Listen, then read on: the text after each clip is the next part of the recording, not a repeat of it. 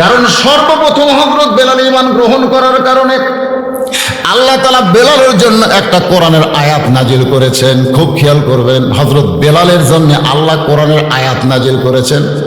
এর আগে আবু বকর ঈমান গ্রহণ করেছে, আল্লাহ কোরআনের আয়াত নাজিল করে নাই। খাদিজাতুল কুবরা ঈমান গ্রহণ করেছে, আল্লাহ কোরআনের আয়াত নাজিল করে নাই। হযরত আলী ঈমান গ্রহণ করেছে, আল্লাহ কোরআনের আয়াত নাজিল করে নাই। আব্দুর রহমান ইবনে আওফ ঈমান গ্রহণ করেছে, আল্লাহ কোরআনের আয়াত নাজিল করে নাই। কিন্তু বেলাল যখন ঈমান গ্রহণ করলো, আল্লাহ সঙ্গে সঙ্গে আয়াত নাজিল করে বললেন, ইন্নাল্লাযীনা ক্বালু রাব্বুনাল্লাহু সুম্মা ইসতাকামু তাতানাজ্জালু আলাইহিমুল মালাইকা আল্লা তাখাফু ওয়া লা তাহজানু ওয়া আবশিরু বিল জান্নাতিল্লাতী কুনতুম তুআদুন। আপনার বলেন তো এর মধ্যে কারণ কি? আবু বকর রাদিয়াল্লাহু ঈমান গ্রহণ করেছে, আবু বকর রাদিয়াল্লাহু স্বাধীন ছিল। ধরে কোন কি ছিল? স্বাধীন, বোঝেন আপনারা? খাদিজাতুল কুবরা স্বাধীন ছিল, ওসমান গনি স্বাধীন ছিল, হযরত আলী স্বাধীন ছিল, কিন্তু হযরত বেলাল ছিল গোলাম। এই গোলাম থাকার কারণে আল্লাহ আয়াত নাজিল করছে, বেলাল খালি ঈমান গ্রহণ করলে হবে না, ঈমান গ্রহণ করার পরে নানা রকম নির্যাতন আসবে, নিষ্পেষণ আসবে, এরপরে ঈমানের উপরে ইস্তেকাম থাকতে হবে, অটল থাকতে হবে। আপনার বলেন তো হযরত বেলাল অটল ছিলেন না? কি করছে তার জীবনে পড়ে দেখেন, শুধুমাত্র তার কোনো দোষ নাই, কিন্তু একটাই দোষ, ঈমান গ্রহণ করছে। এই ঈমান গ্রহণ করার অপরাধে সারাদিন বেলালকে মারছে, সারা রাত বুকে পাথর চাপা দিয়ে রাখছে। আবার সকাল বেলাও যখন দেখে বেলালের পাথর নিঃশ্বাসের সঙ্গে উঠতেছে আর ডাবতেছে, আবু জেহেল দৌড়ে এসে বেলালের মুখের কাছে কানটা লাগায় শোনে, তখন বেলাল আল্লাহর জিকির করতেছে। আবু জেহেল চিল্লায় বলে, যে পাথর আমরা 20-25 জন ধরে বেলালের বুকের উপরে চাপা দিলাম, আর সেই পাথর নিঃশ্বাসের সঙ্গে উঠতেছে আর ডাবতেছে, আমার মনে হয় ঈমানের পাওয়ার অনেক বেশি। এ কথা আবু জেহেল বলেছে, সুবহানাল্লাহ। এখন আপনার বলেন তো, একটা কাফের বলতেছে আমার বিশ্বাস ঈমানের পাওয়ার অনেক বেশি, তারপরও আবু জেহেল ঈমান গ্রহণ করেনি কেন?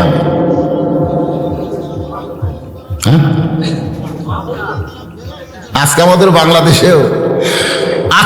বাংলাদেশেও অনেকে ঈমান গ্রহণ করে নাই, একটাই কারণ, তাদের ভিতরে ক্ষমতার লোভ। জোরে খান, কিসের লোভ?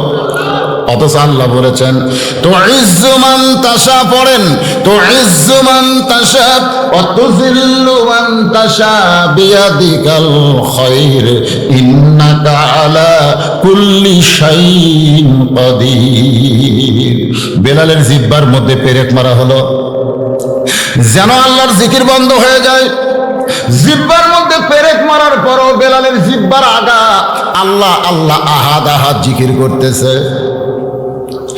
হাজার হাজার মানুষ বেলালের মরার দৃশ্য দেখতেছে, এখানে সবাই তালি বাজায়, বেলালের এমন কষ্টে কথা বলার কোনো মানুষ নাই। এমন সময় বেলালের ভাই, সুবহানাল্লাহ কোন, হয়তো বলবেন হুজুর বেলালের ভাই কেমনে? রাসূল বলেছেন, কুল্লু মুসলিমুন ইখওয়া, প্রত্যেকটা মুসলমান ভাই ভাই। বেলালের সবচাইতে আপন ভাই নাম হলো আবু বকর। 1000 টাকার বিনিময়ে সোনার টাকা দিয়া বেলালকে মুক্ত করে যখন নবীর দরবারে হাজির করেছে, আল্লাহর নবী বেলালের কপালে চুমাতে বলে, বেলাল তোমার জন্য আল্লাহ কোরআনের আয়াত নাজিল করেছে। ও বেলাল, আমি রাসূল বলতেছি, তোমার কোনো ভয় নাই, তোমার কোনো চিন্তা নাই। ওয়া আবশিরু বিল জান্নাহ, এই দুনিয়া থেকে বিদায় নেওয়ার সঙ্গে সঙ্গে আমার আল্লাহ তাআলা তোমার জন্য 8টা জান্নাতের দরজা খুলে দিবে। সালামুন আলাইকুম তিবতুম ফাদখুলুহা খালিদিন। বেলাল চোখের পানি বের করে কাঁদতেছে। রাসূল বলে, বেলাল বেহেশতের সুসংবাদ দিলাম, এরপরও কান্দো কেন? বেলাল বলে, রাসূলুল্লাহ আল্লাহর জিকিরের মধ্যে এত মজা, আমার জান্নাতের কোনো দরকার নাই। সুবহানাল্লাহ কোন। ওরা যখন আমাকে মারছে, বুকে পাথর চাপা দিয়ে রাখছে, তখন আমি আল্লাহর জিকির করে এমন মজা পাইছি, যেই মজা কলিজায় ওই মজা আল্লাহর জান্নাতের ভিতরে নাই। আজকে আমাদের বাংলাদেশে অনেক জাকের দেখবেন জিকির করতে করতে পাগল হয়ে যায়, যায় কি যায় না? আমরা অনেক সময় বলি লোকটা পাগল হয়ে গেছে, আসলে কি পাগল? আসলে আল্লাহর জিকিরের মধ্যে মজা পাইছে। বেলাল বলে, রাসূলুল্লাহ, মরে গেলে জান্নাত পাবো, কিন্তু এত কষ্ট স্বীকার করার পরে এই দুনিয়া থেকে আমার কোনো পুরস্কার নাই। কারণ বেলাল যখন মোনাজাত করে, সে মোনাজাতের মধ্যে বেলাল বলে, রব্বানা আতিনা ফিদ দুনিয়া হাসানাতাও ওয়া ফিল আখিরাতি হাসানা। আগে দুনিয়া যদি সুন্দর না হয়, তার আখিরাত কোনোদিনও সুন্দর হবে? জোরে কোন সুন্দর হবে? তো আমার দুনিয়ার পুরস্কার কি? আল্লাহ রাসূল বলে, বেলাল, এই দুনিয়াতে তুমি আবার কি চাও? বেলাল বলে, হুজুর, দুনিয়াতে আমি একটু মুয়াজ্জিন হয়ে যে আল্লাহ আল্লাহ জিকির করে পিটন খাইছি, ওই আল্লাহকে বড় আকারে, আল্লাহ আমার মহান, সেটা বড়ত্ব আকারে আমি একটু প্রচার করতে চাই। জোরে কোন সুবহানাল্লাহ। আল্লাহ রাসূল বেলালের কপালে চুমা দিয়ে বললেন, বেলাল, এই পরিবেশ বর্তমানে মক্কার নাই। তুমি যে জোরে আল্লাহু আকবার কইবা, সেই পরিবেশ বর্তমানে মক্কাত নাই। এই পরিবেশ যেদিন সৃষ্টি হবে, এই পরিবেশ যেদিন তৈরি হবে, সেদিন তুমি সর্বপ্রথম জোরে আজান দিবে। জোরে কোন সুবহানাল্লাহ। আপনারা বলেন তো, বর্তমানে আমাদের বাংলাদেশে এই পরিবেশ আছে? কি মনে হয়? না, মুয়াজ্জিন যদি ভিন্ন ভিন্ন আজান দেয়, আপনাদের এলাকার যত গ্রাম আছে, প্রত্যেক গ্রামে মুয়াজ্জিন যদি মাইকে আজান দেয়, কেউ আপত্তি করবে না। কিন্তু সব মুয়াজ্জিন যদি সলঙ্গা থানার কাছে এক হয়ে আজান দেয়, সমস্ত মুয়াজ্জিন, যত মুয়াজ্জিন আছে সব মুয়াজ্জিন সলঙ্গা থানার কাছে যায়, বলতেছে আল্লাহু আকবার, এই কথা যদি বলে, আপনারা বলেন তো, পুলিশ কি ভিতরে থাকবে না বাইরে আসবে? বাইরে এসে বলবে, তোরা একত্র হলি কেন? ভিন্ন ভিন্ন আজান দে, আমাদের কোনো আপত্তি নেই, কিন্তু একত্র হলি করোনা ধরবি। আপনারা তো যেভাবে বসে আছেন, কি আপনারা তো যেভাবে বসে আছেন, করোনা ধরবে? আল্লাহ যদি না ধরায়, করোনার কোনো ক্ষমতা আছে? এটাই তো আল্লাহ বললেন, মানিল্লাহ। তুমি কোন আল্লাহ? করোনার কোনো শক্তি নাই, সমস্ত শক্তিকার আল্লাযী খলাকাল মাউতা ওয়াল হায়াতা, মৃত্যু এবং হায়াতকে সৃষ্টি করেছেন কে? আল্লাহ যদি বাঁচায়, করোনা কোনোদিন মারতে পারে না। আর আল্লাহ যদি মারে, দুনিয়ার কেউ আপনাকে বাঁচাতে পারবে? এরই নাম হলো ঈমান। হাজার হাজার মুসলমান আলেমেরা বেকায়দায় পড়ে গেছে। এমন সময় 13 বছর 6 মাস বয়সের একটা কিশোর ছেলে, নাম হলো নোমান ইবনে সাবিত। হাজার হাজার আলেমেরা বেকায়দা। এমন সময় 13 বছর 6 মাস বয়সের একটা কিশোর ছেলে, নাম কি?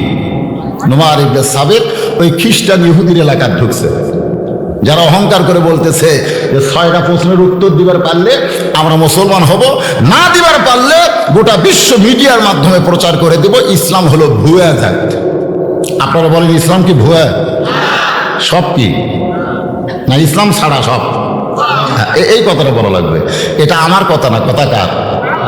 আল্লাহ কোরআনে বললেন, ওয়ামান ইয়াবতাগি গায়রাল ইসলাম দীনান ফালাই ইউকবালা মিনহু। ইসলাম ছাড়া অন্য কোন ধর্ম যদি কেউ গ্রহণ করে, আল্লাহ বলেছেন সেইটা কবুল করা হবে না। আল্লাহর কাছে একমাত্র ধর্মের নাম কি? আর খ্রিস্টান ইহুদিরা কি কয়? আমরা প্রচার করবো এটা ভুয়া।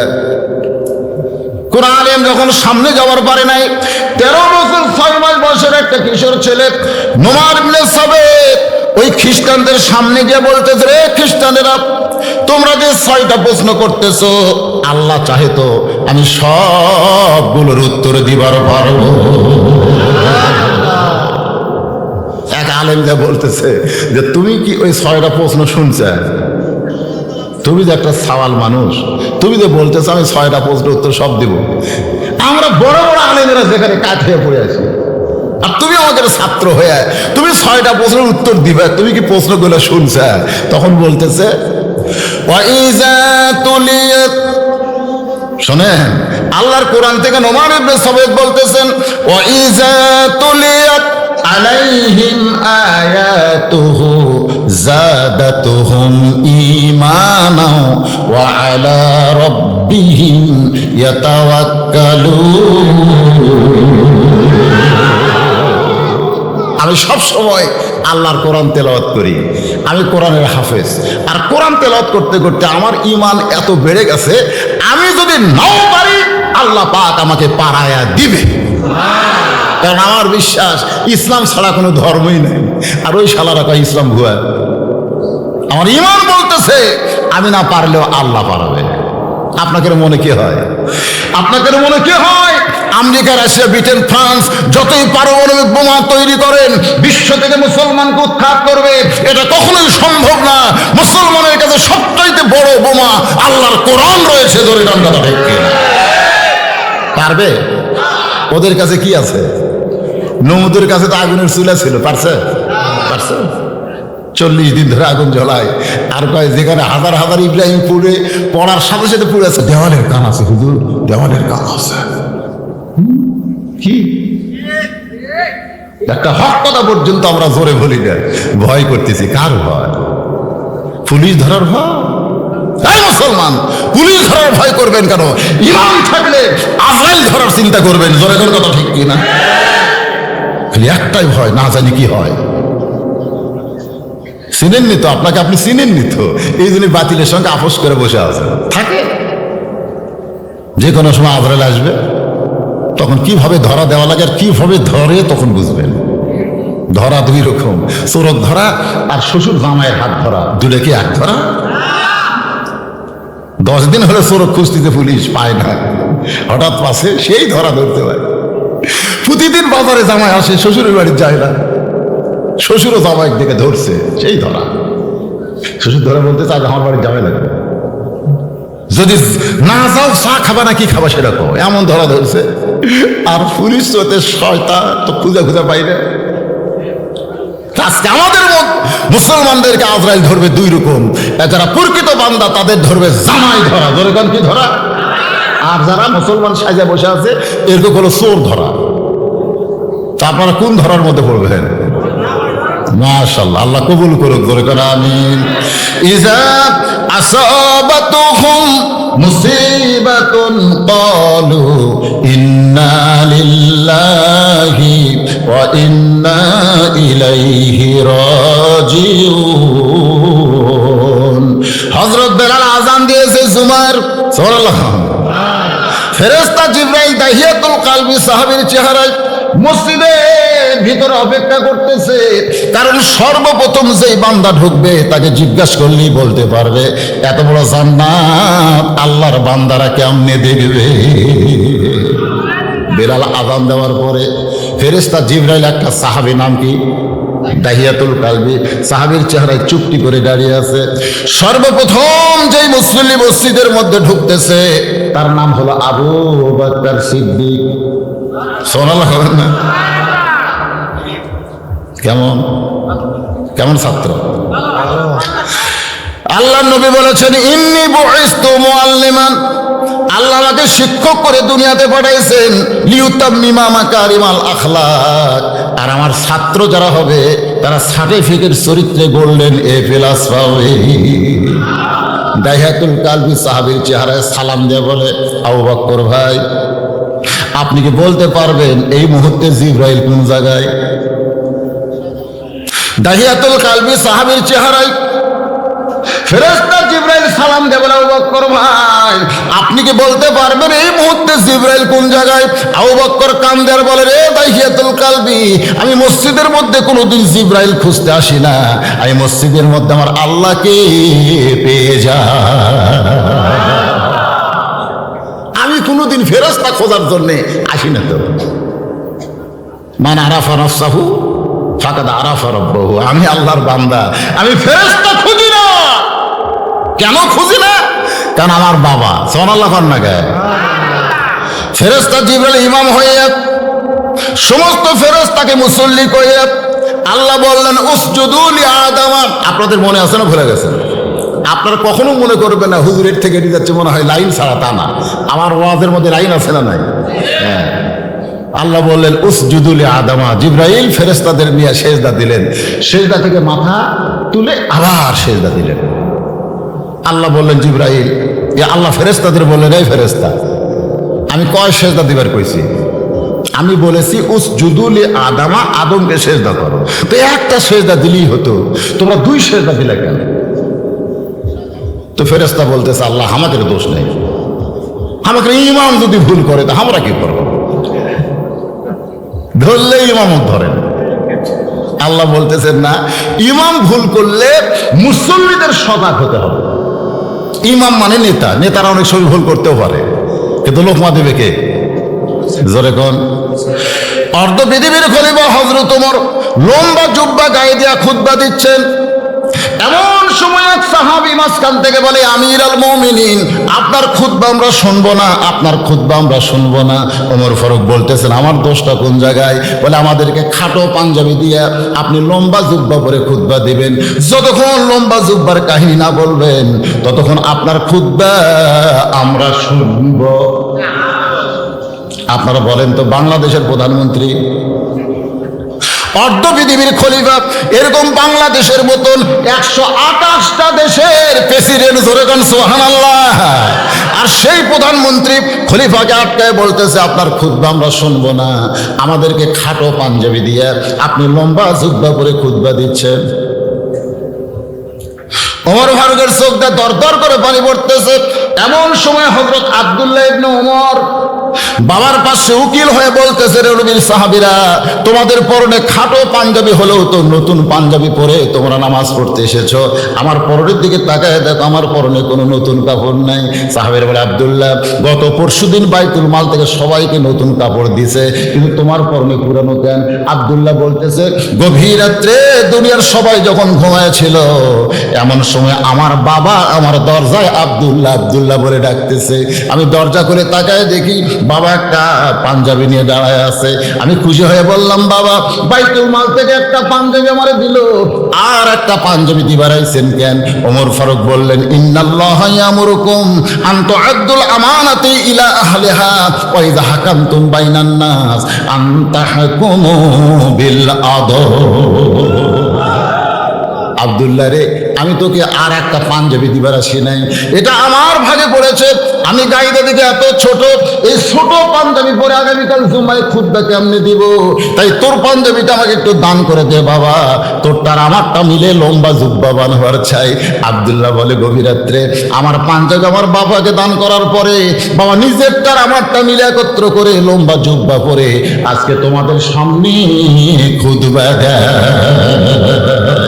সমস্ত সাহাবীরা কান্দের বলে, আল্লাহ, যতদিন লোকমা থাকবে দুনিয়ায় ততদিন খারাপ নেতা কোনোদিন মানুষের কাছে আসবে না। সুবহানাল্লাহ কবেন না? যাই আসে তাই ভোট চায়, আর আপনারা কি করেন? সামনে নির্বাচন আছে না নাই? যাই আসতে দেন ভোট দেন। আল্লাহ বলেছে,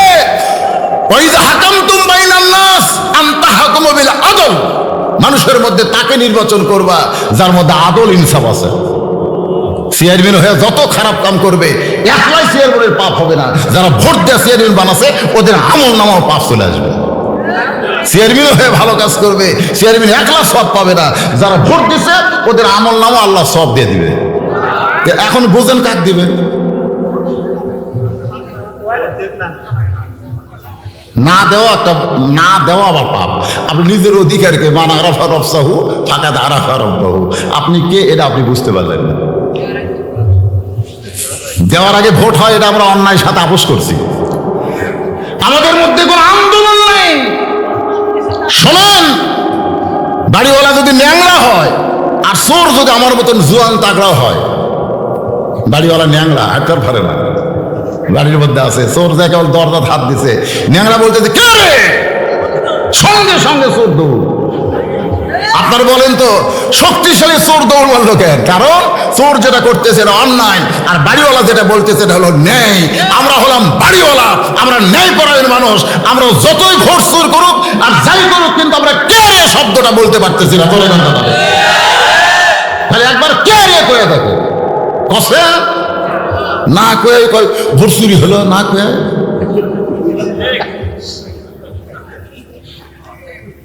ইজা আসাবাতুহুম মুসিবাতুন ক্বালু ইন্না লিল্লাহি ওয়া ইন্না ইলাইহি রাজিউন।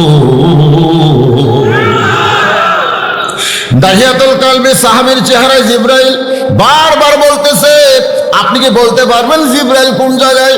আবু বকর বলে, রে দাহিয়াতুল কালবি, আমি জিবরাইল খোঁজ করতে আসি না, আমি মসজিদে আসি কার খোঁজে?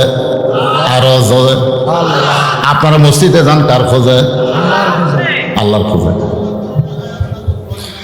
কারণ মসজিদ কার ঘর? সুবহানাল্লাহ। জামাই শ্বশুরের বাড়িতে যাচ্ছে, কোথায় যাচ্ছ? শ্বশুরের বাড়িতে। কি পোশাক, কি সুন্দর কাপড়। শ্বশুর জামাইয়ের বাড়িতে যাচ্ছে, কি সুন্দর পোশাক। আর মুসল্লি গামছা কাউকে মসজিদে যাচ্ছে। কোথায় যাচ্ছে? ওই মসজিদে। তো তোমার পাঞ্জাবি নাই? তা আছে তো, তো গামছা কাউকে নামাজ হবে না? ফতুয়া দেন, গামছা কাউকে নামাজ হবে না? তো গামছা কাউকে দেয়, তুমি তোমার জামাইয়ের বাড়ি যাওয়ার ফেরবে। আমি কি ফকির নাকি? এই বছরই 4টা পাঞ্জাবি বানাচ্ছি। জামাইয়ের বাড়ি গামছা কাউকে যাবো কেন? তোর জামাইয়ের বাড়িতে জামাই তোকে দেখে, আর আল্লাহর ঘরের মধ্যে ঢুকিস কি করে? আল্লাহ দেখে কি দেখে না? কি মশান দুনিয়ার সমস্ত কাজ কামে তাও তড়পড়ানি নাই। মসজিদে ঢুকলে ঘপা ঘপ মারতেছে। আল্লাহ রাসূল বলেছেন, তুমি যেই নামাজটা পড়বে মনে করবো এটা তোমার জীবনের শেষ নামাজ, আর হয়তো নামাজ পড়ার সুযোগ আল্লাহ তোমাকে দিবার নাও পারে। আবু বকর বলতেছে, জিবরাইল ফেরেশতা রে দাহিয়াতুল কালবি, তুমি বারবার কেন জিবরাইলের কথা বলতেছো? দাহিয়াতুল কালবি বলতেছে, দেখেন তো কোন জায়গায়। সঙ্গে সঙ্গে আবু বকর চক্ষু বন্ধ করছে। সুবহানাল্লাহ। চক্ষু বন্ধ করে দাহিয়াতুল কালবির হাত ধরে বলতেছে, তুমিই না জিবরাইল? সঙ্গে সঙ্গে জিবরাইল চিৎকার করে বলেন, আমি জিবরাইল। এটা কেমনে বুঝলেন? আবু বকর বলে, রে জিবরাইল, আমি চোখ বন্ধ করে তাহাতে সারা পর্যন্ত খবর নিলাম, তোমার মতো ফেরেশতা জিবরাইলকে খুঁজে পাইলাম না। 7 আসমান পর্যন্ত খবর নিলাম, কিন্তু জিবরাইলকে খুঁজে পাইলাম না। আমি ডানে দেখলাম, বামে দেখলাম, সামনে দেখলাম, পিছনে দেখলাম, কোনো জায়গায় জিবরাইল নাই। আমার বিশ্বাস তুমি আল্লাহর ফেরেশতা জিবরাইল। সঙ্গে সঙ্গে জিবরাইল বলে, আল্লাহু আকবার।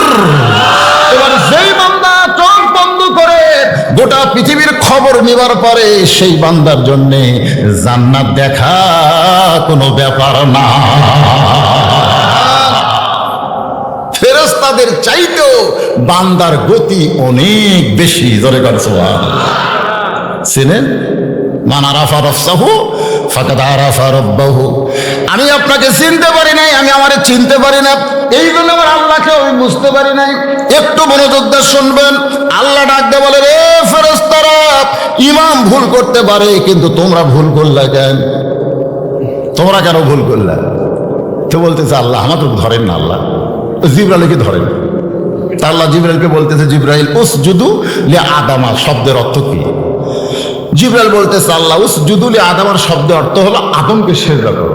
তো একটা সিজদা দিলেই হবে, তুমি 2টা দিলে কেন?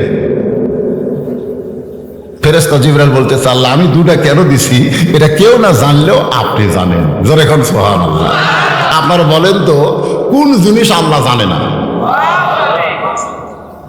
সবাই জানে? যেটা গোপনে করেন প্রকাশ্যে, আরে কি কথা!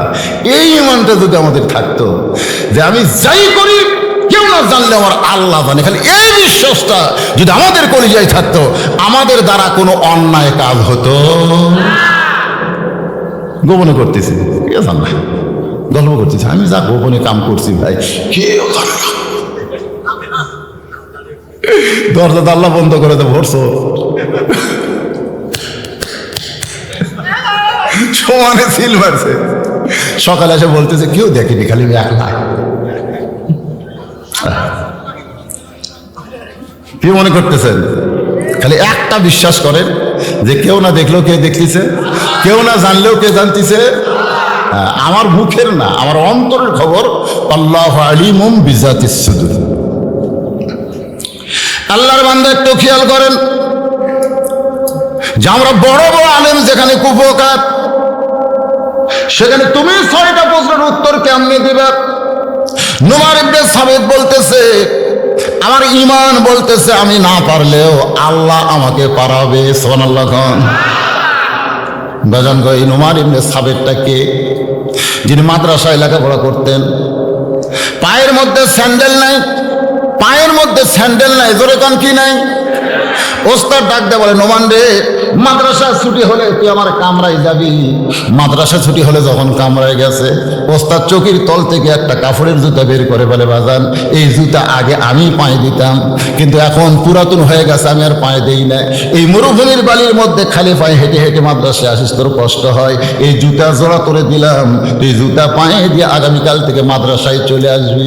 নোমান ইবনে সাবিত ওস্তাদের জুতা বগলের মধ্যে নিয়ে, বগলের তলে নিয়ে বাড়ির দিকে যায়, আর চিন্তা করে যে জুতা আবার হুজুর পায়ে দিছে, সেই জুতা আমি যদি পায়ে দিই হুজুরের সামনে বেয়াদবি হয়ে যাবে। হুজুর আমাকে দিছে পরার জন্য, আমি পরবো, তবে পায়ে পরবো না। ওই জুতার কাপড় খুলে আমি টুপি বানায়া মাথায় পরবো। সারা রাত ধরে জুতা পরিষ্কার করে জুতার কাপড় খুলে নোমান ইবনে সাবিত টুপি বানাইছে। সেই টুপি মাথায় দিয়ে পরের দিন খালি পায়ে মাদ্রাসায় আইছে। ওস্তাদ পায়ের দিকে তাকায়, মনে মনে চিন্তা করে, আমার পুরান জুতা বলে তুই ঘৃণা করে ফাইলা দিছিস, আমার পুরান জুতা বলে তুই পায়ে দিস নাই। নোমান ইবনে সাবিত, মাদ্রাসা ছুটি হলে তুই আমার কামরায় যাবি। যে মাদ্রাসা ছুটি হয়েছে, কামরায় যাওয়ার সঙ্গে সঙ্গে চোখের তল থেকে চামড়ার চাবুক বের করে সমান তালে মার শুরু হয়েছে। মারতে মারতে চামড়া কেটে রক্ত পড়ে যায়, নোমান ইবনে সাবিতের গায়ে জামা ভেঙে যায়। ওস্তাদ বুকের মধ্যে নিয়ে বলে, বেটা এত মার তোকে মারতেছি, তোরে জুতা দিলাম, আমার যদি টাকা থাকতো তোরে নতুন জুতা কিনে দিতাম, কিন্তু পুরাতন জুতা থেকে তুই ফাইলা দিছিস, পয়ে দেশ নাই, এই জন্যই তোরে মারতেছি, তুই যে কিছুই বলিস না। নোমান ইবনে সাবিত মুস্কি মুস্কি হাসের বলে, হুজুর আপনি শুধু আমার পায়ের দিকে তাকান, আমার মাথার দিকে কি আপনি তাকাবেন না? মাথার দিকে তাকায় দেখেন, আপনার জুতার কাপড় দিয়া আমি মাথার টুপি বানাইছি। ওস্তাদ বুকের মধ্যে নিয়ে বলে, বেটা রে, তুই আমার জুতার কাপড় খুলে মাথার টুপি বানাইছিস, আমাকে আগে বললে তোকে মারতাম না, এত মার খাইলি তারপরেও তুই কেন বলতে পারিস না? নোমান ইবনে সাবিত বলে, হুজুর আমি কোরআন পড়তে পড়তে একদিন ঘুমিয়ে গিয়েছিলাম, কে যেন আমাকে বলতেছে, এ আল্লাহর কোরআন শিক্ষা করতে গিয়ে যত জায়গায় মার খাবি, ওই জায়গায় জাহান্নামের আগুন কোনোদিন লাগবে না। হুজুর আমাকে মারেন, আরো মারেন, মারতে মারতে আমার গোটা দেহ রক্তাক্ত করে দেন, আমি দুনিয়ার কষ্ট সহ্য করতে পারবো, কিন্তু জাহান্নামের আগুন আমি সহ্য করতে পারবো না। ওস্তাদ বুকে নিয়ে বলে, নোমান রে, তুই ওস্তাদকে এত সম্মান দিলি বাজান, আমি ওস্তাদ হইয়া তোরে দোয়া করি, আল্লাহ তোকে জগৎ বিখ্যাত আলেম বানায়া দিবে। সেই টুপি নোমানের মাথায় তোমরা ইহুদি খ্রিস্টান প্রশ্ন করেছে, ওস্তাদের দোয়া আছে না নাই? হ্যাঁ, এটা কোন ওস্তাদ? এটা কোন ওস্তাদ রে? সব ওস্তাদের দোয়া। ওই যে ফেরাই বাড়ি স্যার খাড়া হয়ে পেশাব করে, ছাত্র জিজ্ঞাসা করা হতো, স্যার তো শিখাইনি কিভাবে পেশাব করা লাগে। উনি কয়, চাচা আমি স্কুলে পেশাব করা যায় দেখে আমার স্যারও খাড়া হয়ে করে। শিক্ষা হচ্ছে আগডম বাগডম ঘোড়াডম সাজা। আজকে কোরআনের মাহফিল আইছেন, এখান থেকে আমাদের একটা শিক্ষা নিতে হবে। যতই শিক্ষা গ্রহণ করেন, আল্লাহর কোরআন শিক্ষা দরকার আছে না নাই? আমি এর আগে এক মাহফিল বলেছি, আল্লাহর কোরআন হলো সাঁতার জানা। জোরেগণ কি জানা? সাঁতার জানা বোঝেন? ওই ইঞ্জিনিয়ার বাবু নৌকা পার হবে, নৌকা কি পার হবে? মাঝি বলতেছে, মাঝি সারাদিন কত মানুষ পারাপার করিস, হিসাব জানিস? মাঝি বলতেছে, কি যখন বাবু, আমার দাদা মাঝি, বাপ মাঝি, আমি মাঝি, 14 গোষ্ঠী আমরা মূর্খ, অঙ্ক হিসাব কিছু জানি না, মানুষ যা দেয় পকেটে তুই, দোকানের জায়গায় কত আছে, ওরা কই এত আছে, ধ্যান কি দিবে? এইভাবে আমার জীবন চলে। ইঞ্জিনিয়ার বলে, যে বেটা হিসাব জানে না, তার জীবন হলো 4 আনা মাটি। কয় আনা? কিছুদিন নৌকা যাওয়ার পর আবার বলতেছে, মাঝি তুই কি বিজ্ঞান বলতে পারিস? বিজ্ঞান বিজ্ঞান হলো এই নৌকা পানির উপর ভাসতেছে, কি প্রকারে তুই কি বলতে পারিস? মাঝি রাগ করে বলে, আমি মূর্খ মানুষ, আমি বিজ্ঞান বুঝি না, তবে আমার বইয়ের একটা ব্যারাম আছে, মাঝে মধ্যে অজ্ঞান হয়। ইঞ্জিনিয়ার বলে পাগল, যে বেটা বিজ্ঞান জানে না তার জীবন হলো আট আনা মাটি। নৌকার কিছু দূর যাওয়ার পরে ইঞ্জিনিয়ার বলে, এই মাঝি তুই কি ইতিহাস বলতে পারিস এই নৌকা সর্বপ্রথম কে তৈরি করছে? মাঝি রাগ করে বলে, আমি মূর্খ বাবু, আমি কোনো কিছুই জানি না। ইঞ্জিনিয়ার বলে, যে বেটা ইতিহাস জানে না তার জীবন হলো 12 আনা মাটি। নৌকা তখন নদীর মাঝখানে, পূর্ব আকাশে ম্যাঘ করে উঠছে ঝড়, এত জোরে ঝড় উঠছে নৌকা খালি টলমল টলমল করতেছে। ইঞ্জিনিয়ার চিল্লাই বলে, মাঝি রে, যে জোরে ঝড় উঠলো নৌকা বুঝি ডুবে যায়, নৌকা বুঝি ডুবে যায়। মাঝি চিল্লাই বলে, ডুবুক নৌকা, আমার চিন্তা নেই। ইঞ্জিনিয়ার বলে, পাগল, এই নৌকা ডুবে গেলে আমাদের মৃত্যু হবে। মাঝি বলতেছে, আপনার হবে কিন্তু আমার হবে না, কারণ আমি সাঁতার জানি। ইঞ্জিনিয়ার বলতেছে, মাঝি রে, আমি তো সাঁতার জানি না। মাঝি বলতেছে, আপনি অঙ্ক জানেন, কত ফুট পানির তলের বোতানে খাবেন আপনি হিসাব করেন। আপনি বিজ্ঞান জানেন, কোন বিজ্ঞান আপনাকে বাঁচাবে? আপনারা বলেছেন পানির অপর নাম জীবন, কিন্তু যেই বেটা সাঁতার জানে না, নৌকা ডুবে গেলে অপর নাম জীবন না মরণ বিজ্ঞান বলে দিবে। 3 নম্বর, আপনি বলেছেন ইতিহাস, কোন ইতিহাসের মধ্যে আপনার নাম লেখা থাকবে? আজকে যারা কোরআনের মাহফিল আইছেন ভাইজান, যত শিক্ষাই শিখেন না কেন, এই শিক্ষাটা হলো বৈষয়িক শিক্ষা, দুনিয়ার উপকার দিবে, কিন্তু আল্লাহর কোরআন হলো সাঁতার। কঠিন হাসরের ময়দানে ঘামের সাগরের মধ্যে যখন হাবুডুবু খাবেন, সেই দিন এই কোরআন সাঁতরায়া সাঁতরায়া প্রত্যেকটা কোরআন প্রেমিকদেরকে আল্লাহর জান্নাতে পৌঁছায়া দিবে।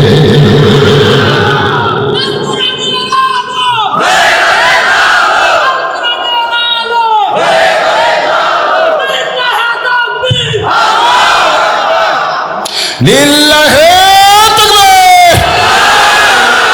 তাকবীরটা এই জন্য দিলাম, 12টা পার হয়ে গেছে। তো 12টা পার হলে কি হবে? আপনাদের চেহারা দেখে মনে হচ্ছে কেবল 10টা বাজতেছে।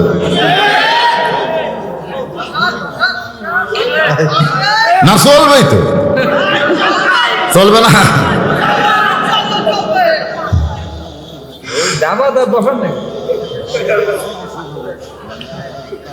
হ্যাঁ, তোমরা বিরক্ত করো না, তোমরা ঠান্ডা হয়ে বসে থাকো, বুঝো না বাবা? এই যে এই দিকের লোকগুলো ঘামও দেখতে পাচ্ছি না, কি বিপদ। একটু মহব্বতের জিকির করেন, লা ইলাহা ইল্লাল্লাহ, লা ইলাহা ইল্লাল্লাহ, লা ইলাহা ইল্লাল্লাহ, লা ইলাহা ইল্লাল্লাহ, লা ইলাহা ইল্লাল্লাহ, লা ইলাহা ইল্লাল্লাহ মুহাম্মাদুর রাসূলুল্লাহ। হাজার হাজার আলেম চলে আইছে, সুবহানাল্লাহ খান। কেন একটা ছেলে যখন সাহস করে বলতেছে, ওই ছেলেটা পারে কি না পারে দেখার জন্য মুসলমানের দরকার আছে না নাই? একদিকে ইহুদি খ্রিস্টান, আর একদিকে মুসলমান আলেমেরা। আলেমদের মধ্যে নোমান ইবনে সাবেক দাঁড়িয়ে গেছে, বয়স হলো 13 বছর, কয় মাস?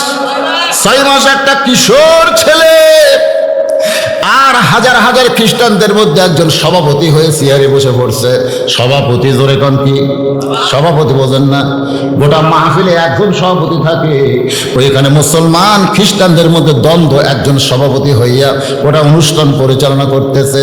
এবার খ্রিস্টানদের সভাপতি বলতেছে, রে মুসলমানেরা, আমরা তোমাদের আল্লাহ ব্যাপারে 5টা প্রশ্ন করেছি। 1 নম্বর, তোমাদের আল্লাহ কোথায় আছে? 2 নম্বর, আল্লাহ এখন কি করতেছে? 3 নম্বর, তোমাদের আল্লাহ দেখতে কেমন? 4 নম্বর, তোমাদের আল্লাহ ঢপটা কেমন, কোন দিক হয়ে বসে আছে? 5 নম্বর হলো, তোমাদের আল্লাহর আগে এই পৃথিবীতে কে ছিল? ওদের ধারণা হলো যে আমাদের আগে আমার বাপ, তার আগে দাদা, তার আগে পরদাদা, তাহলে আল্লাহর আগে কি ছিল? মাঝে মধ্যে আমি যখন ছোট ছিলাম না, আমার মনে মনে হচ্ছিল আল্লাহর আগে কি আছে, এরকম কিন্তু আমাকেও মাঝে মধ্যে মনে হয়। কিন্তু সঙ্গে সঙ্গে আমাদের ঈমান কি বলে? লা ইলাহা ইল্লাল্লাহ মুহাম্মাদুর। এটা আমাকে ঈমান বলে, কিন্তু যারা বেঈমান তারা তো এরকম চিন্তা করতে পারে কি পারে না? তোমাদের নবী কোন দরজা দিয়ে আল্লাহর আরশে গেছে? তোমরা বলো 7 আসমান পাড়ি দিয়ে আল্লাহর আরশে গেছে। আল্লাহর সঙ্গে নবীর দেখা হয়েছে, নবী 5 ওয়াক্ত নামাজ পাইছে। সেই নামাজ আজকে আমরা আদায় করার জন্য মসজিদ করেছি, সেই মসজিদের উন্নয়নে আজকে মাহফিল চলতেছে।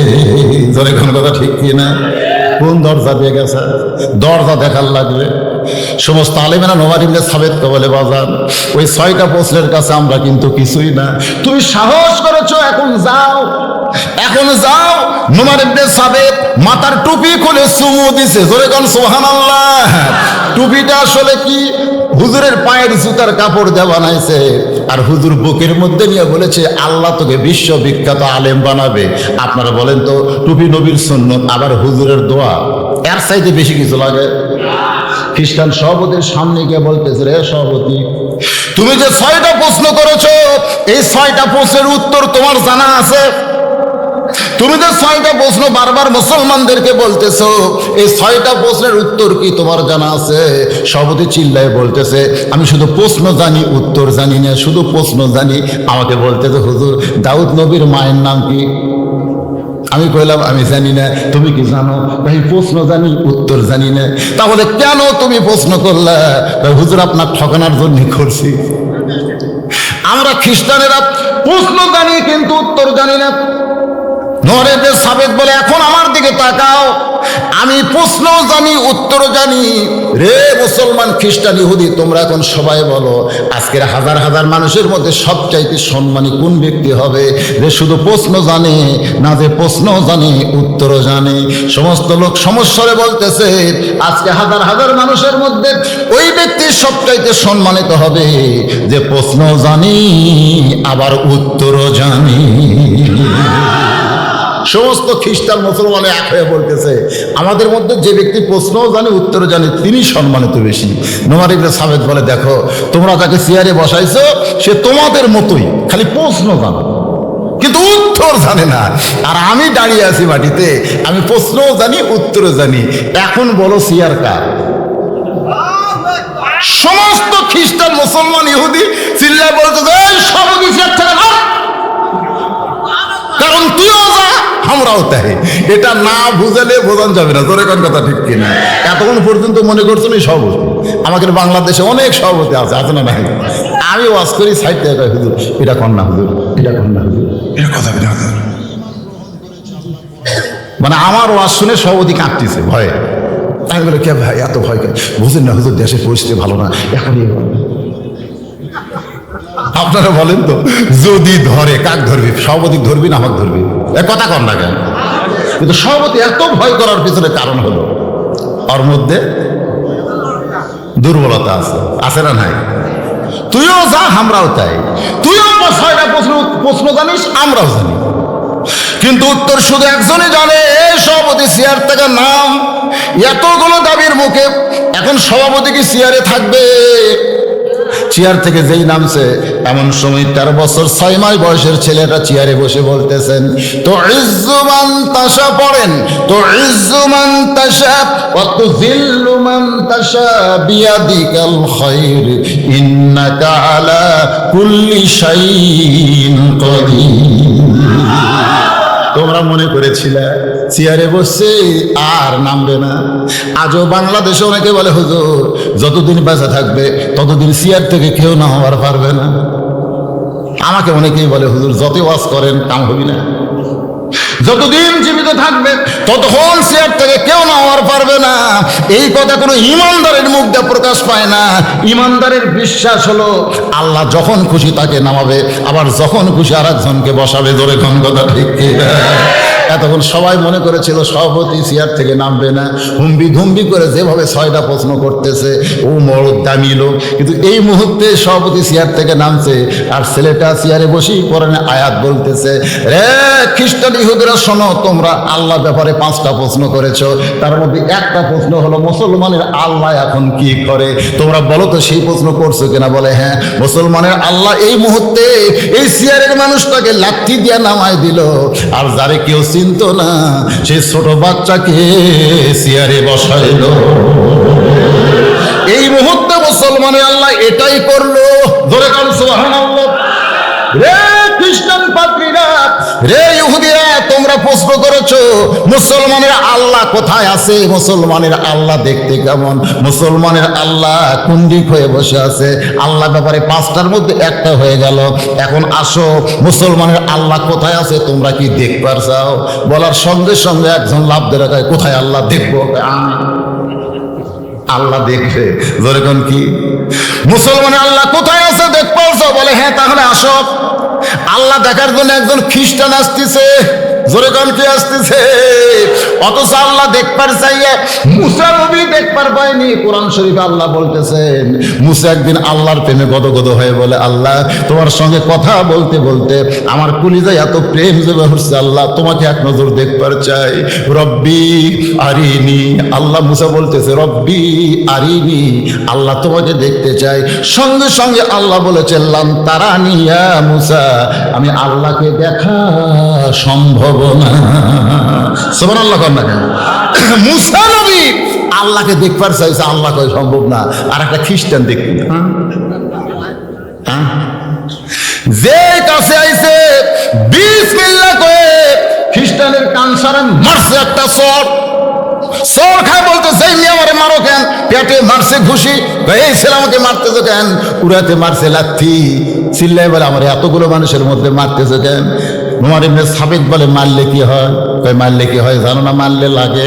তো লাগে তুমি কেমনে বুঝলে? কয় আমার জীবন আছে, জীবিত মানুষ মারলে বুঝতে পারবে তার লাগে। উমর ইবনে সাবিত বলতেছে হে খ্রিস্টান, তোমার জীবন আছে, এইটা তুমি মারলে বুঝতে পারো। এখন বলো তো জীবন কোনোদিন দেখছো নাকি? খ্রিস্টান চিল্লায় বলে জীবন দেখা লাগে না, সবাই বিশ্বাস করে না দেখি জীবন তার দেহের মধ্যে আছে।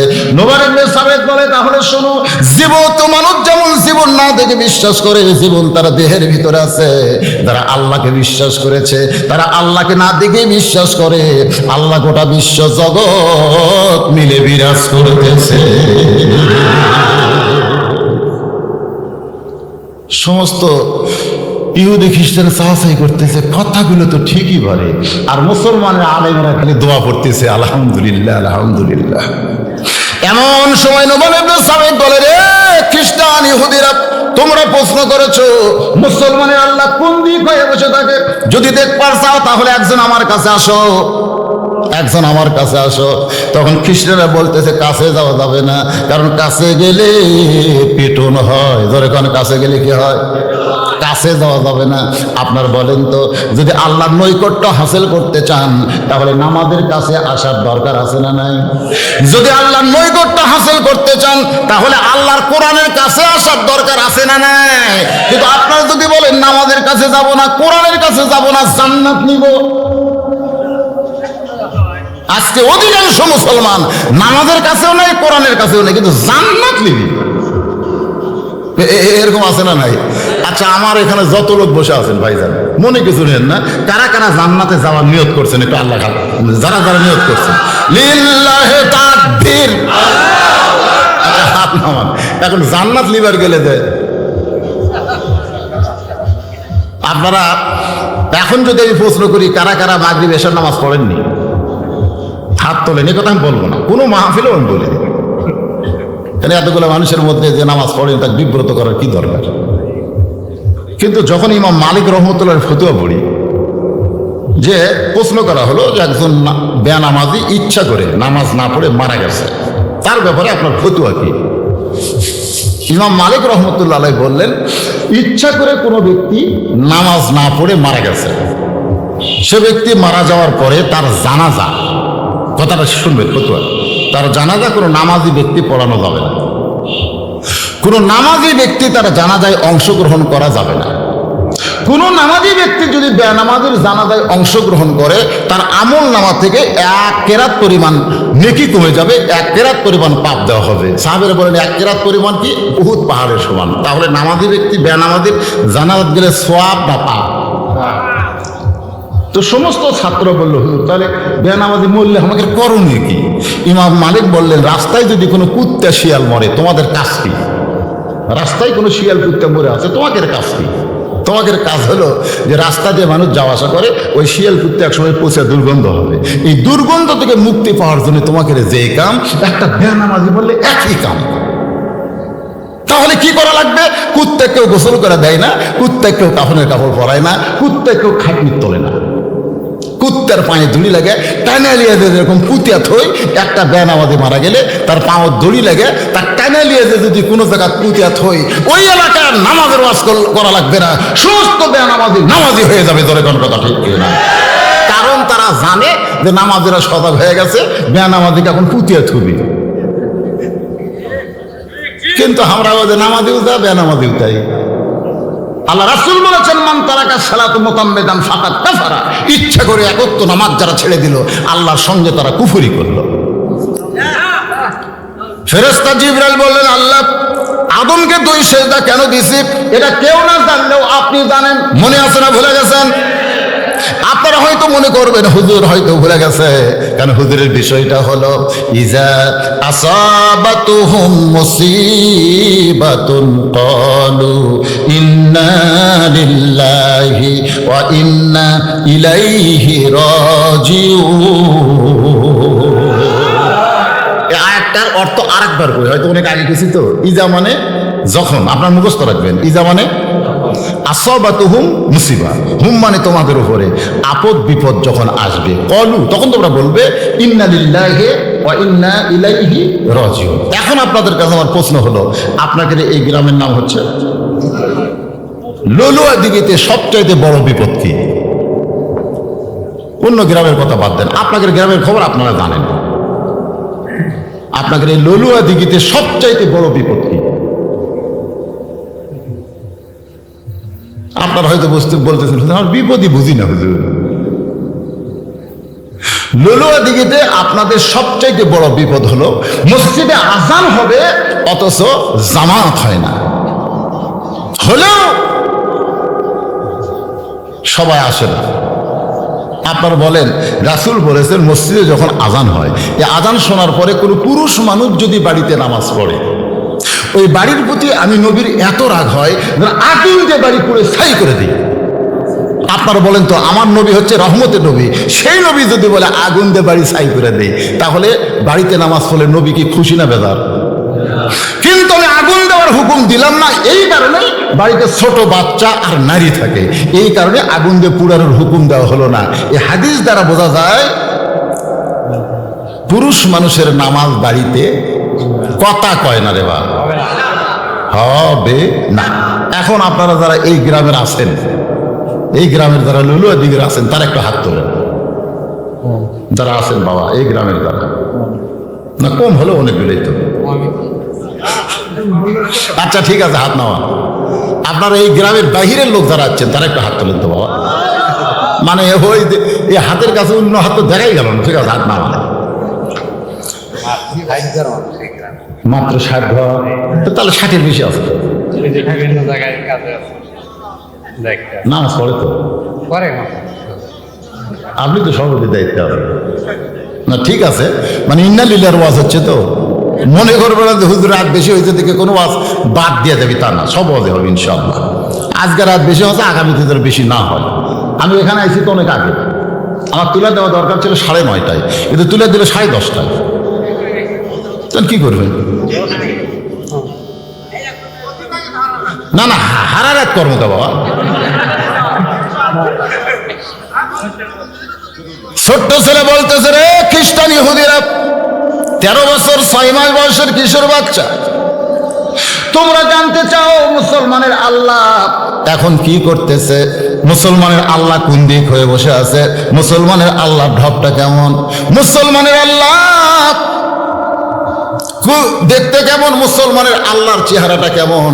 যদি দেখবার চাও তাহলে আসো বাজান, একটু খেয়াল করবেন মুসলমানের আল্লাহর ঢপটা কেমন, মুসলমানের আল্লাহ কোন দিক হয়ে বসে আছে, মুসলমানের আল্লাহর আগে কি আছিল, মুসলমানের আল্লাহর আগে কি আছিল যদি জানতে চাও তাহলে একজন আমার কাছে আসো। খ্রিস্টানরা বলতেছে কাছে যাওয়া যাবে না, কারণ কাছে গেলে পিটন হবে। ছেলেটা বলতেছে তাহলে আমার কাছে আসা লাগবে না, 2 জন তোমরা দাঁড়াও। এবার ইহুদির মধ্যে একজন, খ্রিস্টানদের মধ্যে একজন, 2 জন দাঁড়াইছে। ছেলে বলতেছে মুসলমানের আল্লাহর আগে কে ছিল জানবার চাও? বলে হ্যাঁ। তাহলে তোমরা গণনা শুরু করো। একজন গুনতেছে 1 2 3 4 5 6, ছেলে বলতেছে হয় না। একজন খ্রিস্টান বলতেছে 1 2 3 5, ছেলে বলতেছে হয় না। ভালো করে গুনো। সমস্ত খ্রিস্টান ইহুদি বলতেছে রে ছোট্ট ছেলে, তোমার কাছে গণনা আমাদের শিখতে হবে। তুমি যতবার গণনা করতে বলো আমরা তো ঠিকই গুনতেছি, তুমি ভুল কোথায় দেখো। আবু হানিফা রহমতুল্লাহ আলাইহি নোমান ইবনে সাবিত বলতেছে, এই ইহুদি খ্রিস্টানেরা যতবার গণনা করতে বলি ততবার তোমরা এক থেকে গণনা শুরু করো, কিন্তু একের আগে কি আছিল সেইটা কেন বলো না? সমস্ত ইহুদি খ্রিস্টান চিল্লায় বলে একের আগে কিছুই নেই, একের আগে কিছুই থাকতে পারে না। নোমান ইবনে সাবিত বলে যদি তাই হয় তাহলে শুনে নাও, মুসলমানের আল্লাহর আগে এই পৃথিবীতে কিছুই ছিল না। লিল্লাহে তাকবীর। জিবরাইল বলতেছে আল্লাহ উসজুদু লিআদামা, আদমকে সিজদা দিবার বলেছেন, একটা সিজদা দিলেই হতো, কিন্তু দুইটা সিজদা কেন দিলাম আপনি জানতে চান? কিন্তু আমি তো জানি, আমি না বলার আগেও আপনি জানেন। একজনই না বলার আগে জানে, তিনি কে? তারপরেও জানতে চাওয়ার কারণ কি? কারণ হলো আল্লাহ আমাদেরকে এত ভালোবাসে। সুবহানাল্লাহ না কেন? বাবার সঙ্গে মা তার ছেলেকে সাজাই দিছে, ছেলে বাবার সাথে নানার বাড়িতে গেছে, এরকম যায় না? বিকেলবেলা যখন ফেরত আইছে তখন মা জিজ্ঞাসা করছে, বাবু তুমি কোথায় গেছিলে? বাবু তুমি কোথায় গেছিলে? আপনারা বলেন তো, মা জানে কি জানো? তো জানার পরে বলতেছে, বাবু তুমি কোথায় গেছিলে? কি জন্যে? মা তার বাপ মাকে এত ভালোবাসে, ওই ছোট বাচ্চার মুখে তার নানার কথা নানির কথা শুনতে চায়। আল্লাহ বান্দাকে এত ভালোবাসে যে জানার পরও জিবরাইলের মুখে এই বান্দা সম্পর্কে জানতে চায়। জোরে কোন সুবহানাল্লাহ।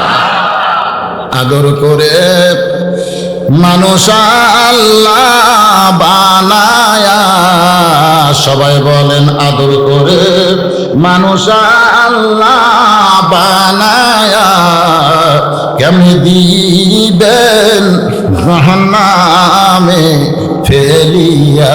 কি ভাই আপনাকে মন ভালো লাগতেছে না? বলেন আদর করে মানুষ আল্লাহ বানায়া, কেমনি দিবেন জাহান্নামে ফেলিয়া।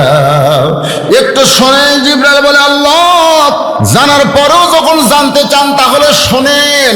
প্রথম সিজদা দিয়েছে আপনার হুকুমে, কারণ আপনি যখন বললেন উসজুদু লিআদামা, তখন আমার ভিতরে একটু অহংকার ছিল, কিন্তু ইবলিস সিজদা না দেয়া শয়তান হলো।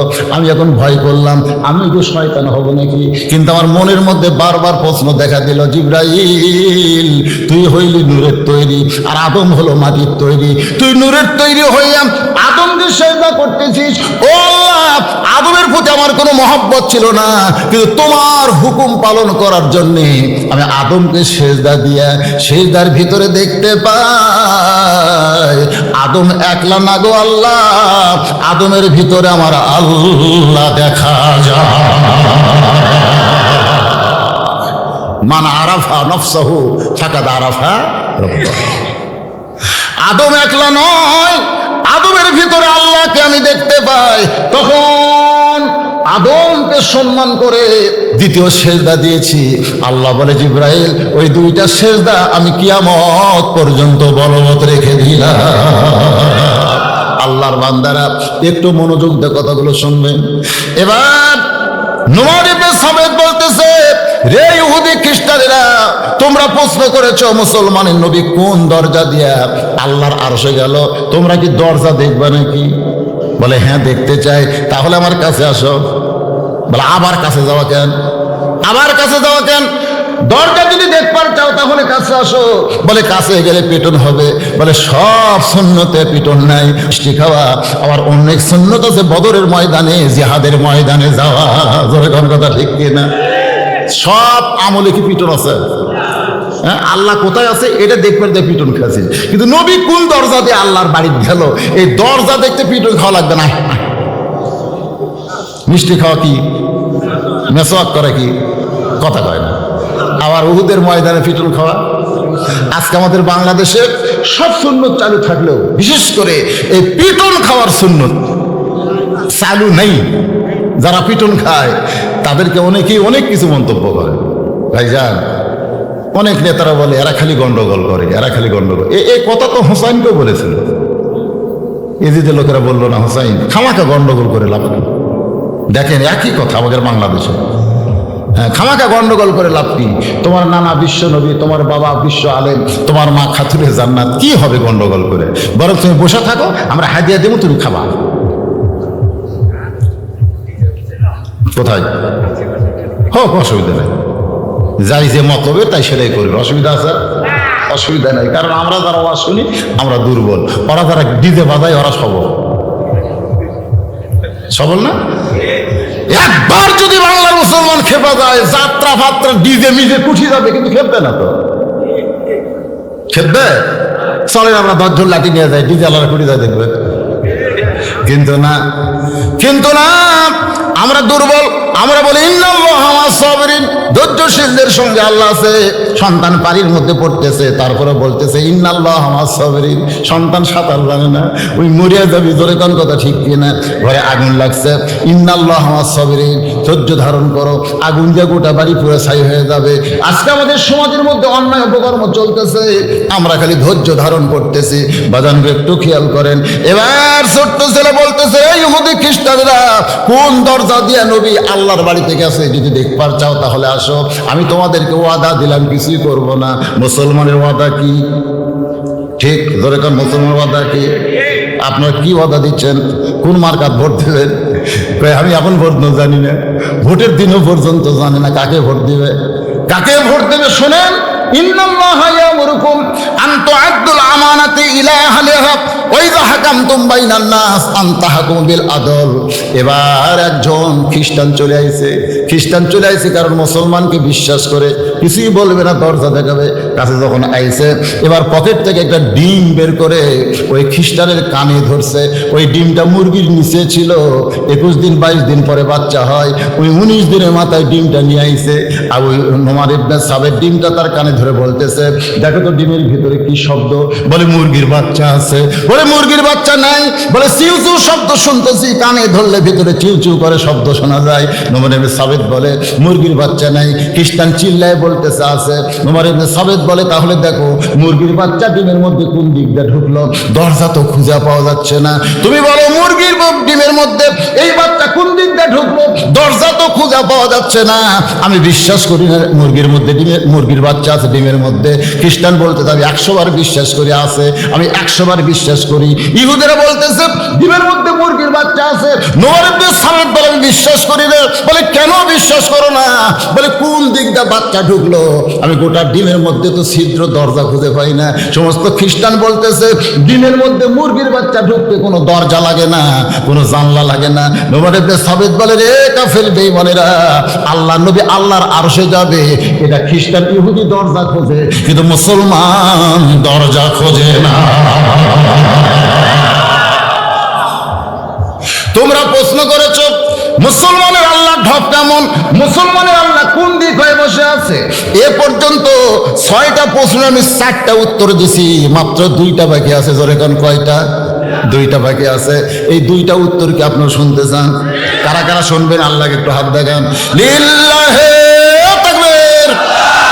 আমি আল্লাহর কোরআন সামনে নিয়ে বলতেছি, অবশ্যই শোনাবো। তবে ভাই মসজিদের জন্য, আল্লাহর ঘরের জন্য মাত্র 10টা মিনিট আমি একটু আদায় করব। আপনার কাছে ব্যাগ যাবে, রুমাল যাবে। একবার দান করছেন, হয়তো কয় হুজুর একবার দিছে আর দিব না। আপনি ব্যাংকে একবার টাকা রাখেন না বারবার রাখেন? আপনি যে ব্যাংকে টাকা জমান বারবার রাখেন না একবার রাখেন? এ কথা কন না কেন? বারবার পারো না? স্বামী চিল্লায় বলে পঙ্গু তুমি, তোমার ডাইকা লাভকি, তুমি কি দরজা খুলতে পারবা? বউ বলতেছে আমি খুলে দিচ্ছি। বউটা এসে যখন দরজা খুলে দেয়, স্বামী চিৎকার করে বলে ব্যাপার কি, তুমি না পঙ্গু হয়ে বিছনায়, তুমি দরজা কেমনে খুললা? বউ কান্দার বলে স্বামী গো, তুমি তো শুনবার গেছো, আমি গভীর রাত্রে স্বপ্নে হাঁটতেছি। আমি একটা পঙ্গু মানুষ, হাঁটতে পারি না, কিন্তু স্বপ্নে আমি হাঁটতেছি। হঠাৎ আমার ঘুম ভাঙে গেল। ঘুম ভাঙ্গার পরে আমি চোখের বাইরে কান আবার বললাম আল্লাহ কি স্বপ্ন দেখলাম? আমি স্বপ্নে হাঁটি কিন্তু বাস্তবে হাঁটতে পারি না। কিন্তু হঠাৎ দেখি আবার পাটা কি যেন চিনচিন করতেছে। আমি আস্তে করে বিছনা থেকে পা নামালাম। আমি পঙ্গু মানুষ, পায়ের উপর দাঁড়ালাম, আস্তে করে পা বাড়ালাম। আস্তে আস্তে ছোট বাচ্চারা যেরকম হাঁটে এরকম হেঁটে হেঁটে আমি টিউবওয়েলের পাড়ে গিয়ে অজু করে তাহাজ্জুদের নামাজ পড়তে পড়তে আমার পূর্বে যেমন শক্তি ছিল আল্লাহ সেই শক্তি ফিরাইয়া দিছে। সঙ্গে সঙ্গে স্বামী বলে আল্লাহু আকবার। বউ বলতে যে আল্লাহু আকবার কেন? বলে মওলানা আওয়াজ করেছিল আস-সাদাকাতু তারুদ্দুল বালা, দান সদকা করলে বালা মুসিবত দেয়। আমি বিশ্বাস করে 500 টাকা দান করেছি, আমার বিশ্বাস ওই বিশ্বাসের উপরই আল্লাহ তোমাকে রেজাল্ট দিয়েছে। যার বাড়ি উত্তর পাড়ায়, পকেটে 1000 টাকা আছে, ওই বিশ্বাস করে নাই, ওই যে বউ ডাকতেছে শেফালি, ও শেফালি দরজা খোলো। শেফালি জানলা দিয়ে কান্দের পরে তোমার মায়ের কাছে যাও, তোমার মায়ের কাছে যাও, আমি দরজা খুলতে পারবো না। চিন্তাই পড়ে গেল, কে রে বউ আমার কান দেখেন। মায়ের কাছে গিয়ে বলে মা দরজা খুলে দাও। মা দরজা খুলি বলতেছে শয়তান খালি খালি ওয়াজ শুনিস, এ শয়তান খালি খালি ওয়াজ শুনিস, খালি খালি, বুঝলেন না, খালি বস্তা খালি ব্যাগ, কোনো দাম আছে? তুই খালি খালি ওয়াজ শুনিস, তুই নামাজ পড়িস? এই তুই খালি খালি ওয়াজ শুনিস, তুই দান করিস? তুই দানও করিস না, নামাজও পড়িস না, খালি খালি ওয়াজ শুনিস। তুই জানিস না তোর বউ কি বলে পেশাব করবার যায়, কি বলে পেশাব করবার যায়, টাইসের উপরে পা দিছে, 50 স্যান্ডেল তলা সমান এমন পড়া পড়ছে, আমার মনে হয় তোর বইয়ের মাজা নাই, জোরে কোন কি নাই। আমরা স্নান করে খাটের উপর শুয়ে রেখে আইছি, যা বইয়ের কাছে যা, কানতে কানতে বইয়ের কাছে এসে দেখি বইয়ের পায়ে রক ছিঁড়ে গেছে। বাদান গো 1000 টাকা পকেটে ছিল, বন্ধু 500 টাকা দিল, ওই কিন্তু টাকা বাঁচা আছে, জোরে কোন কি বাঁচা আছে। পরদিন বউকে হাসপাতাল নিয়ে গেছে, ডাক্তার বলতেছে এটা বগুড়া হবে না, পঙ্গু হাসপাতাল যাওয়া লাগবে, কারণ মাজার রক ছিঁড়ছে। 12 ঘন্টার মধ্যে ঢাকায় যাওয়া লাগবে, পঙ্গুতে না গেলে আপনার বউ সারা জীবনের জন্য এরকম পঙ্গু হয়ে যাবে। বাজান শুধু পকেটে 1000 টাকা না, 10-20 হাজার টাকা পকেটে নিয়ে ঢাকায় দেয়, জমা জমি বিক্রি করে 1 লক্ষ টাকা খরচ করেছে, এরপরেও বউটা পরিপূর্ণ সুস্থ হয় নাই। এখান থেকে প্রমাণ হয়ে গেল পকেটে টাকা আছে কিন্তু আপনি দান করেন না, ওই টাকা হয়তো আপনি বাঁচাই দিয়ে গেলেন, কিন্তু আপনার বহু বিপদে বহু আপদে হাজার হাজার টাকা চলে যাবে, ধরে কোন ঠিক না? এজন্য বিশ্বাস করবেন, আস-সাদাকাতু তারুদ্দুল বালা, দান সদকা করলে আল্লাহ বালা মুসিবত দূর করে দেয়। আল্লাহ আমাদের সবাইকে দান করার তৌফিক দান করে কোন কি না ভাসানি, নামে ভাসানি, আব্দুল করিম ভাসানি, 500 টাকা নগদ, হ্যাঁ, আব্বার জন্য দোয়া চায়, আবার 1 মণ ধানও দান করছে। আল্লাহ বাবার কবরকে জান্নাতের টুকরা বানায় দেন, জোরে বলে আল্লাহুম্মা আমিন। একটু জিকির করেন, লা ইলাহা ইল্লাল্লাহ, লা ইলাহা ইল্লাল্লাহ, লা ইলাহা ইল্লাল্লাহ, লা ইলাহা ইল্লাল্লাহ, লা ইলাহা। কি বউ অসুস্থ? আব্বা মারা গেছে। আমি মনে করলাম ও আসুন, মনে হয় বউ অসুস্থ, 500 দিয়ে বেড়াইছে, আব্বা মারা গেছে। আর কেউ টাকা আছে নাকি? বাড়ি গেলে কিন্তু টাকা ডাক্তার খাবি রে। বাবা অসুখ, বাবা মারা গেছে, বাবার রুহের মাগফিরাতে 500 টাকা, জোরে কার মারহাবা।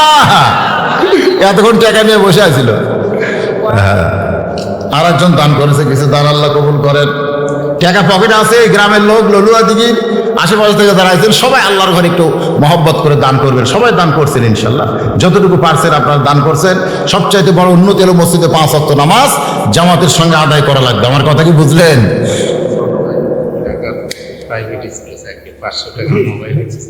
আচ্ছা ঠিক আছে, ওনার ছোট ভাই ঢাকায় থাকে, চাকরি করে, প্রাইভেট চাকরি করে, উনি 500 টাকা ওনার মোবাইলে দিচ্ছে, দোয়া করে আল্লাহ কবুল করে। মোহাম্মদ কোবাদ আলী 1 মণ ধান, আবার নগদ 200 টাকা দান করছে, আল্লাহ কবুল করেন, আল্লাহুম্মা আমিন। আপনারা দান করছেন ভাইজানেরা, আপনারা করছেন সবাই, তো কখন করবেন? হাইরে হাইরে, এটা কেশিয়া, ওরে বাবা, লিল্লাহি তাকবীর। মসজিদের কেশের ভাইয়ের নাম কি? মোহাম্মদ রেজাউল করিম, 1000 টাকা এবং নগদ 1000, বাকি 1 মণ ধান আল্লাহর ঘরে দান করছে, আল্লাহ কবুল করেন। এই কেশিয়ার ছাড়া আর কি আছে? মসজিদের সদস্য কারা? হ্যাঁ, মসজিদের সদস্য সবাই দিছে। আমার এক ছাত্র, মানে খুব অসুস্থ, তো খুব অসুস্থ ছাত্র, শান্ত, দোয়া চায়, 500 টাকা দান করেছে, আমরা দোয়া করি আল্লাহ ছেলেটাকে পুরোপুরি সুস্থ করুক, ধরে কোন আমিন। সবাই বল আল্লাহুম্মা আমিন। আল্লাহুম্মা সাল্লি আলা সাইয়্যিদিনা মাওলানা মুহাম্মদ ওয়া আলা আলি সাইয়্যিদিনা শাফিআনা। নবীকে বাসিলে ভালো মুছে যায় হৃদয়ের কালো, ওইখানে জ্বলিবে আলো, সে আলো নয়নে ঢালো। সাল্লাল্লাহু আলা মুহাম্মাদ সাল্লাল্লাহু আলাইহি ওয়াসাল্লাম। সাল্লাল্লাহু আলা মুহাম্মাদ সাল্লাল্লাহু।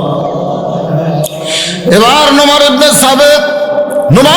সাবেত সমস্ত খ্রিস্টান ইহুদিকে লক্ষ্য করে বলতেছে, তোমরা আল্লাহ ব্যাপারে যে 5টা প্রশ্ন করেছিলে তার 3টার উত্তর আমি দিয়েছি। ধরে কোন কয়টা? আর 2টা বাকি আছে। একটা হলো আল্লাহ দেখতে কেমন, আল্লাহ কোন দিক হয়ে বসে আছে। নোমান ইবনে সাবেত এই 2টা প্রশ্নের উত্তর দেওয়ার জন্য পকেটের ভিতর থেকে একটা মোমবাতি বের করে তাতে আগুন লাগায় বলতেছে, রে ইহুদি খ্রিস্টানরা বলো তো এ আলো কোন দিক হয়ে আছে, এ আলোটা কোন দিক? সমস্ত ইহুদি খ্রিস্টান বলতেছে আলোর কোনো দিক নাই, আলো হলো সর্বদিক। ধরে কোন আলোর কি নাই? দিক নাই, আলো হলো সর্বদিক। নোমান ইবনে সাবেত বলতেছে, আল্লাহু নূরুস সামাওয়াতি ওয়াল আরদ, আল্লাহ হচ্ছে আসমান এবং জমিনের আলো। এই মোমবাতি জ্বালায় 2টা প্রশ্নের উত্তর একসঙ্গে হয়ে গেল। জোরে সরে বলেন সুবহানাল্লাহ। বাজান গো, এখন আপনাদের আমি একটা কথা বলেছিলাম, এই নৌলুয়াদিঘি গ্রামের সবচাইতে বড় বিপদ কি? মানুষ মরলে আমরা ইন্না লিল্লাহ বলি, কিন্তু মানুষ মরাটা আমাদের কাছে বিপদ না। মানুষ মরাটা হলো জান্নাতে দেওয়ার দরজা খোলা। ধরে কোন কথা ঠিক কিনা? ইমাম গাজ্জালি বলেছেন, প্রত্যেকটা মুসলমানের জন্য মৃত্যু হলো একটা যানবাহন। মৃত্যু হলো একটা যানবাহন। মৃত্যু নামক যানবাহনের পিঠে চড়ে কবর নামক জান্নাতের দরজা দিয়া প্রত্যেকটা মুসলমান তাদের আসল ঠিকানা জান্নাতে চলে যায়। তাহলে মৃত্যুটা কোনো কষ্টের ব্যাপার না, মৃত্যু হলো একটা যানবাহন। জোরে কোন মৃত্যু কি? আপনি মৃত্যু নামক যানবাহনের পিঠে চড়ে কবর নামক জান্নাতের দরজা দিয়া আপনাকে জান্নাতে আল্লাহ নিয়ে যাবে।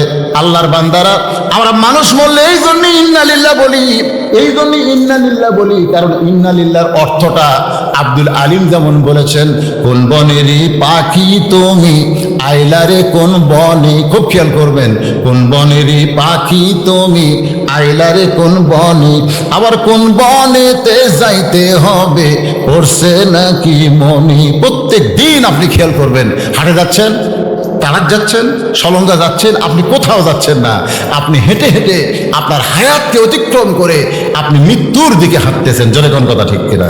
প্রত্যেকটা ধাপে ধাপে আমাদের শিক্ষা আছে, প্রত্যেকটা নিঃশ্বাসে।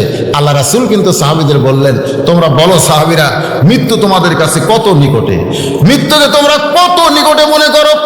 একজন সাহাবী বললেন, রাসূলুল্লাহ, ফজরের সময় সূর্য উদয় দেখলাম, ফজরের পরে সূর্য উদয় দেখলাম, ওই সূর্য অস্ত দেখা পর্যন্ত আমি বাঁচবো কিনা তার চাইতেও মৃত্যুকে নিকটে মনে করি।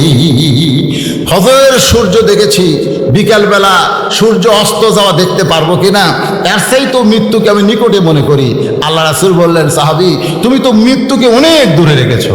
একজন সাহাবী বললেন, রাসূলুল্লাহ, ফজরের নামাজ পড়ার পরে জোহরের নামাজ পড়তে পারবো কিনা তার চাইতেও মৃত্যুকে আমি নিকটে মনে করি।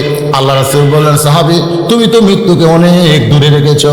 একজন সাহাবী বলে, রাসূলুল্লাহ, 2 রাকাত নামাজের নিয়ত করলাম, 2 রাকাত নামাজের নিয়ত করলাম, 1 রাকাত পড়ার পরে আর 1 রাকাত পড়তে পারবো কিনা তার চাইতেও মৃত্যুকে আমি নিকটে মনে করি। আল্লাহ রাসূল বললেন, তুমি মৃত্যুকে অনেক দূরে রেখেছো। একজন সাহাবী বলে, রাসূলুল্লাহ, 1 রাকাতের মধ্যে 2টা সেজদা আছে, একটা সেজদা দেওয়ার পরে আর একটা সেজদা দিবার পারবো কিনা এর চাইতেও মৃত্যুকে আমি নিকটে মনে করি। আল্লাহ রাসূল বললেন, তুমিও মৃত্যুকে অনেক দূরে রেখেছো। একজন সাহাবী বললেন, ইয়া রাসূলুল্লাহ, সুবহান রাব্বিয়াল আলা একবার বলার পরে দ্বিতীয়বার বলতে পারবো কিনা এর চাইতেও মৃত্যুকে আমি নিকটে মনে করি। রাসূল বললেন, তোমরা শোনো, আমি তোমাদের নবী হইয়া মৃত্যুকে এত নিকটে মনে করি, একবার নিঃশ্বাস ভিতরে ঢোকানোর পরে এই নিঃশ্বাস ছাড়তে পারবো কিনা এর চাইতেও মৃত্যুকে আমি নিকটে মনে করি। এই মৃত্যুকে ভুলে যারা দুনিয়ার পাগল হয় তাদের জন্য সবচাইতে বড় বিপদ হলো, আর এই বিপদ যখন তারা আসবে যে আমি মৃত্যুকে ভুলে গেছি, এটা মনে হওয়ার সঙ্গে সঙ্গে তাকে পড়তে হবে, ইন্না লিল্লাহি ওয়া ইন্না ইলাইহি রাজিউন। যে মেয়েরা পর্দার মধ্যে থাকবে সেই মেয়েরা যদি বেপর্দা হয়ে রাস্তা ঘোরে তাহলে বুঝবেন এটা মুসলমানদের সবচাইতে বড় বিপদ।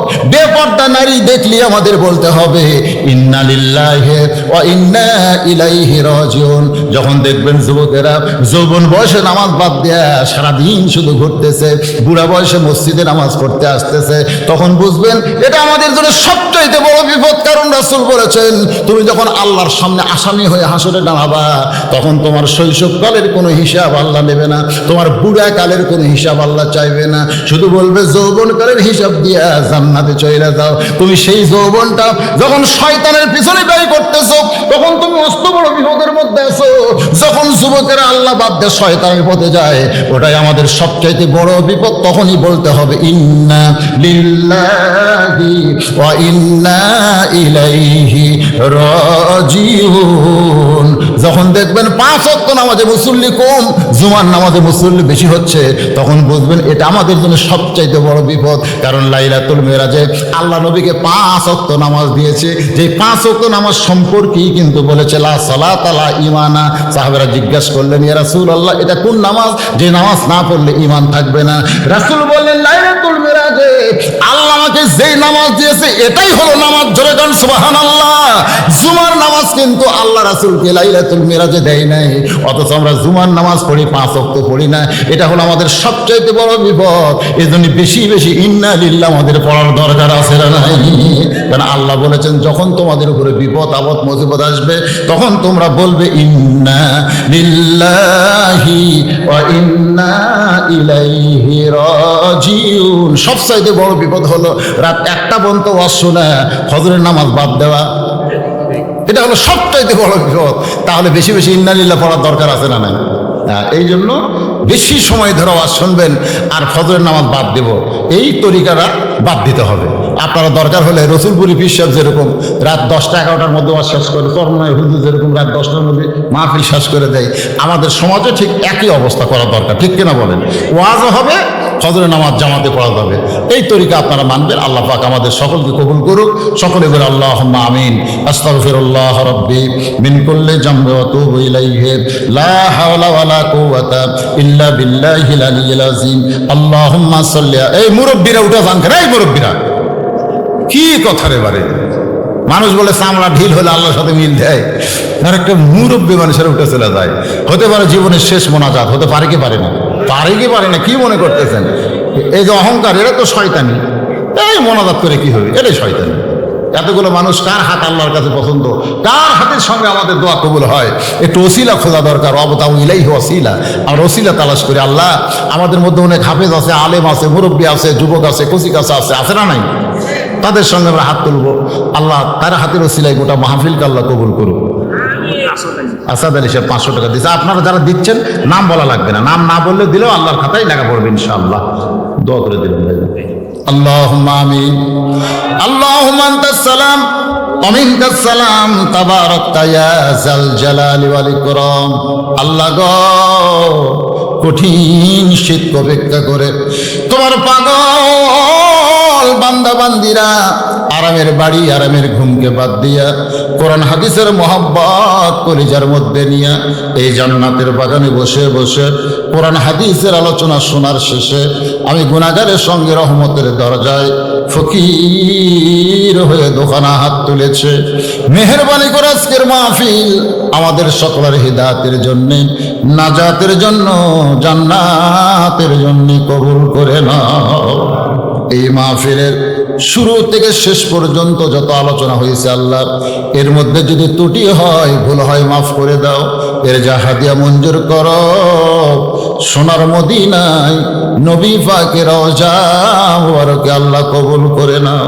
তামাম আম্বিয়ায়ে কেরাম, আসহাবে কেরাম, তাবিঈন কেরাম, তাবা তাবিঈন কেরাম, তামাম পৃথিবীর মাটির নিচে যত মুমিন মুমিন আছে আল্লাহ কবরের মধ্যে আছে, আল্লাহ তাদের সকলের কবরকে জান্নাতের টুকরা বানাও।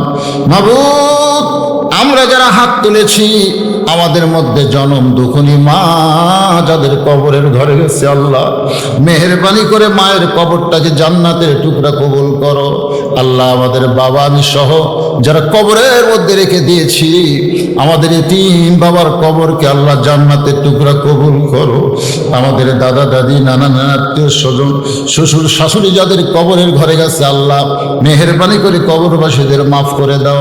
নলুয়া দিঘির শাহী মসজিদকে আল্লাহ কিয়ামত পর্যন্ত কবুল করো। তোমার এই ঘরকে মহব্বত করে যারা জায়গা দিয়ে নির্মাণ করে কবরে চলে গেছে আল্লাহ তাদের কবরকে জান্নাতের টুকরা বানাও। এখনো যারা মসজিদে সহযোগিতা করে আজও যারা হাজার হাজার টাকা দান করলো, এমনকি 10টা টাকা হলেও যারা দান করেছে তোমার ঘরে আল্লাহ সকলের দানগুলোকে জান্নাতের বিনিময় হিসাবে কবুল করে নিও। মাবুদ যারা কষ্ট করে মেহনত করে এত সুন্দর মাহফিল করেছে আল্লাহ তাদের সকলকেই তুমি কবুল করো। মসজিদ কমিটির সভাপতি, মসজিদ কমিটির সহসভাপতি, সেক্রেটারি, কেশিয়ার সদস্য, ইমাম, মুয়াজ্জিন, মুসল্লি আল্লাহ সবাইকে তুমি কবুল করে নাও। মাবুদ আজকের মাহফিলের সম্মানিত সভাপতি, প্রধান অতিথি, বিশেষ অতিথিবৃন্দ আল্লাহ সবাইকে তুমি মাফ করে দাও। আয় আল্লাহ তাআলা পর্দার অন্তরালে আমার মা বোনেরা আবিদা সালিহা পর্দানিশী কবুল করে মা ফাতেমার চরিত্র দান করে দাও। আমাদের মধ্যে আমরা যারা অসুস্থ আছি আল্লাহ সুস্থ করে দাও, অভাবকে মোচন করে দাও।